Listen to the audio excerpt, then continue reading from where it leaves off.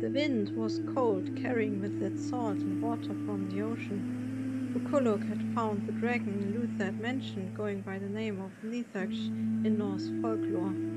The dragon that gnawed at the world tree, Yggdrasil, poisoning it slowly but steadily. Tales spoke of the dragon's home as Niflheim and the netherworld.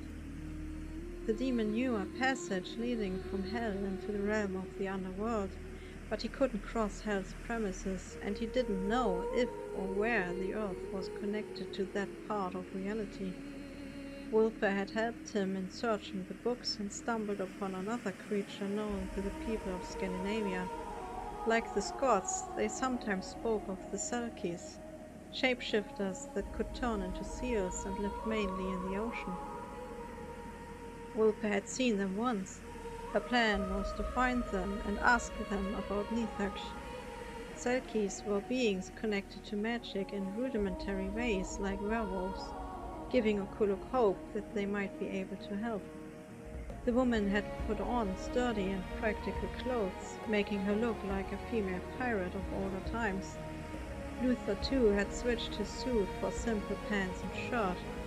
A thick coat protected his still fragile arm. The bones and skin had already formed, but they were weak, unprotected by muscles or flesh, and thus the limb was useless for the time being. The vampire looked grimly towards the sea. Ever since the night of his hunt, he looked like a criminal facing execution. Waves crashed, sending spray into their faces. A small fisher boat floated and wobbled in the stormy waves. "We should have taken a larger boat," Luther remarked, seemingly insulted by the simplicity. "We want to remain discreet and find Selkies.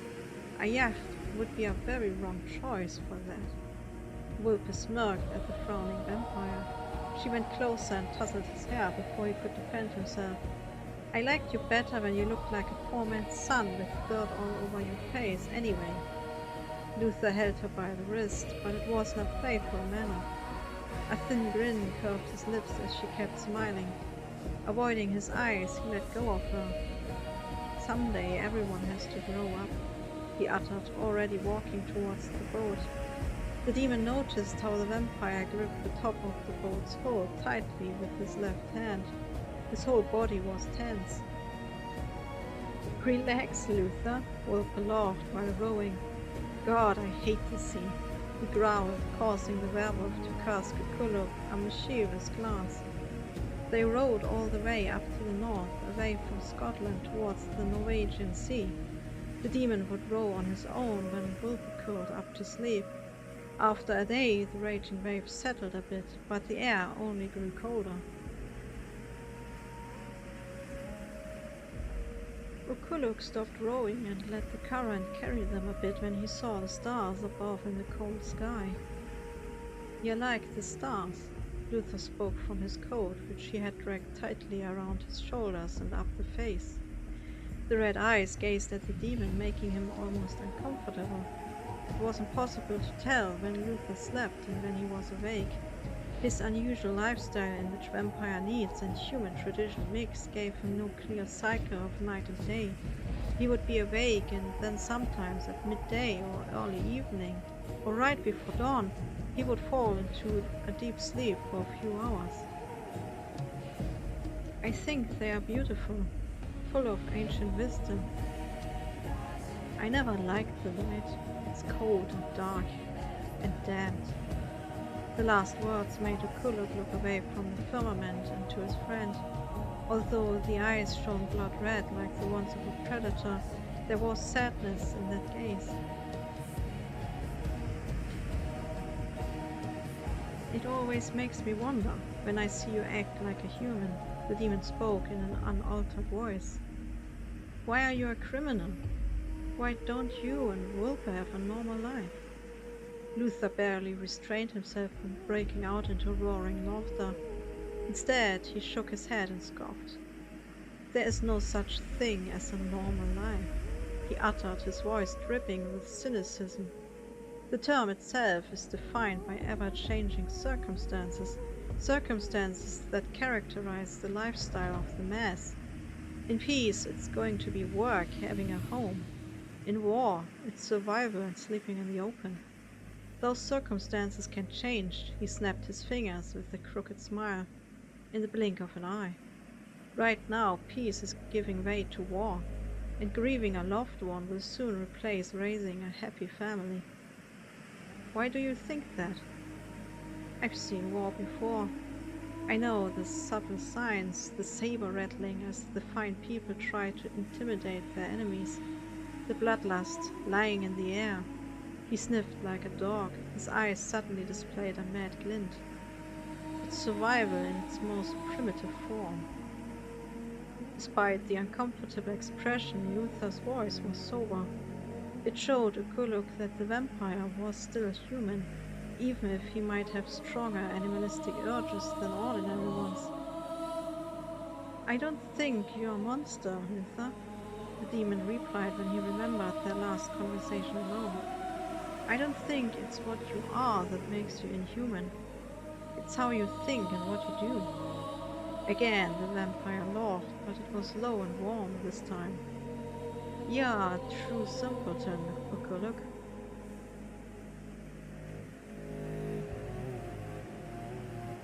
The grey dawn brought with it the first wafts of a thick white fog which was typical for the northern sea. The Skagerrak made it impossible to see even for the demon. Shadows of mounds of rock passed them by from time to time. They suddenly appeared on one side of the boat, almost hitting them, only to vanish just as swiftly. When the demon wanted to take the oars again, Wolpe stopped him. We can't see either way. Let the sea guide us. Luther once again gripped the boat as if his life depended on it with the fitting expression. His right hand still showed the bones very clearly, but the fact that Luther could use it meant that the first flesh was already there. Both demon and vampire noticed how the woman was staring into the ocean beneath her as she leaned over the boat's edge. None spoke as they tried to figure out what Wolpe was doing. She smiled into the sea, which lapped gently around the wooden vessel. Wolpe, what are you doing? They are close by. The werewolf kept staring, leaning even farther towards the watery depths. Loops turned into barks when the head of a seal emerged. It looked like every other animal, but there clearly was a human soul behind the black eyes. Wolpe whispered something into the Selkies' ear. More barks followed before suddenly the seal jumped into the air, wrapping its fins around Wolpe, dragged her into the cold waves. Wolpe! Luther shrieked as he fought his fear and got up in the violently rocking boat. Occult got up as well, spreading his wings for balance. He looked into the greyish-blue water, but he couldn't look through the reflecting surface. Something crashed into the boat from the side, making it rock even more, throwing the two friends to their knees. Luther clung desperately to the hull, and the movement encouraged the demon to do the same. What are you doing? Occult asked when Luther got up again. I'll find her.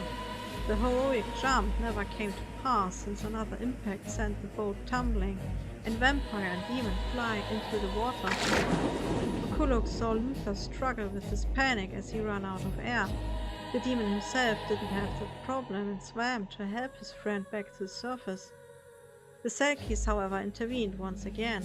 One grabbed Luther by the scruff of his clothes, another took Occult.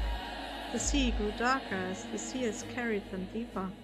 The demon saw Luther struggle and panic, but even as dozens of air bubbles escaped his mouth and nose, the vampire didn't drown.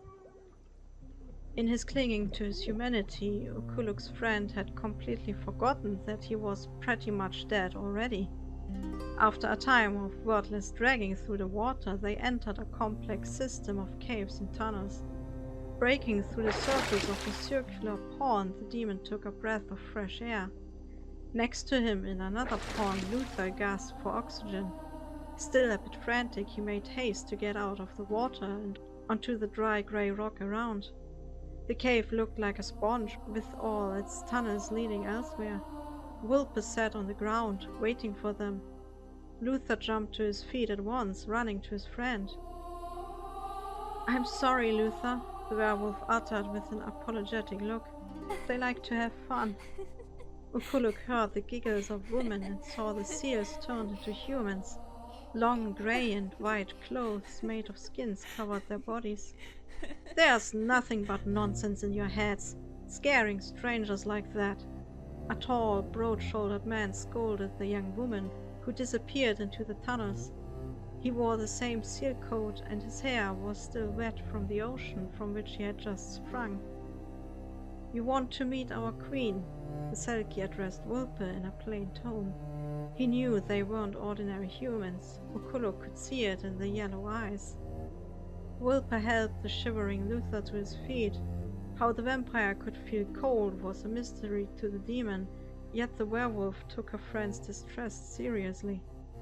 Whereupon Okuluk accepted it as a simple fact. The Selkie man led them through one of the many tunnels. There was a faint greenish-blue light coming from in front of them, illuminating the grey walls, and green lichen covering them. After a while the tunnel widened into a large chamber. The glow was the product of dozens of bioluminescent plants on the ground and walls. They looked a bit like corals, although they didn't seem to need water. Like branches and grasses, the plants grew in various forms and with various colors. A rock with a flat top stood in the middle amongst the semi-aquatic plants. Here too, several tunnels connected the cave with the rest of the system. Algae hung from the ceiling like curtains, turning the naked rock into a cozy home. A seal covered in thick white fur was resting on a flat stone. The eyes opened upon hearing the many footsteps. Staring at the friends, the seal remained still for a moment. Okuluk turned to look for help from their guide, but the Selkie was gone.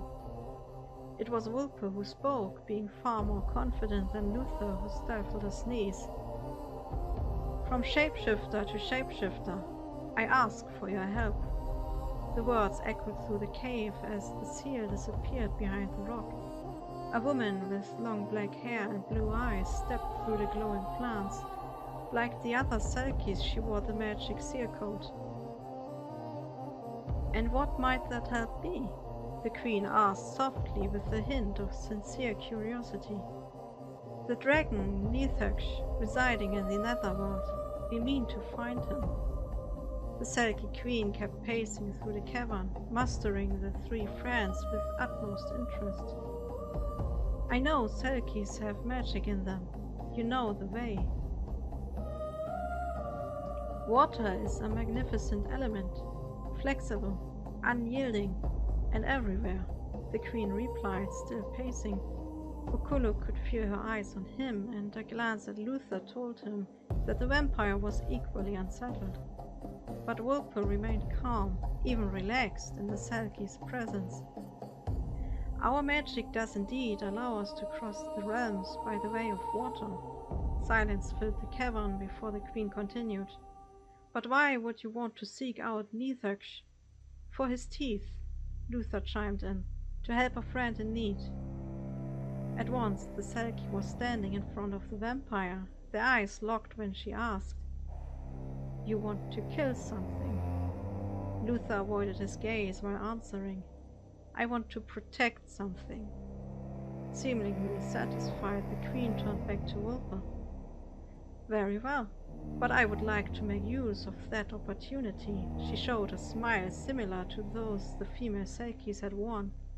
"It's not every day a vampire, a werewolf, and a demon visit me, and there are spells that require rather exotic ingredients." "Exotic?" Okuluk echoed, whilst a stone formed in his guts. "Just a feather from you, my dear," the Selkie soothed, making the demon relax again. "A feather wouldn't be a big deal." Spreading one of his wings, he pulled one. Wulpe shifted partially, offering the queen her claw. "Such beautiful fangs." "No, not my teeth!" Luther struggled, but Wulpe used the moment and ripped out one of the vampire's fangs. "Ouch!" Luther looked at his friend with an expression of nameless dismay. "It will regrow," Wulpe tried to appease him. "So will my arm, and yet it's still skinny." He waved his right hand, still upset about the betrayal. The Selkie, treasuring the 3 objects, vanished into one of the tunnels. "What do we do now?" Luther yelled after her to voice his anger. "Follow the Selkies," she replied with a laugh.